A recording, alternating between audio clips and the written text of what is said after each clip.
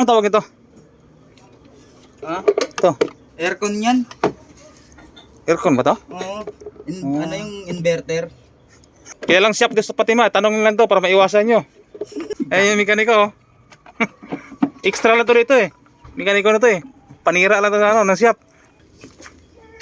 Oh, ano yung ginagawa mo dyan? Tumisira. Hindi naman akin to eh. No. Ayusin mo naman. Dinala nga rito para sirain eh. Hindi para ayusin eh. Ano pangalan ng shop na to para maiwasan? Ha? Ano?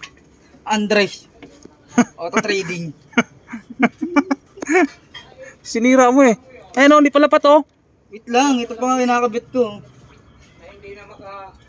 Sinira mo eh.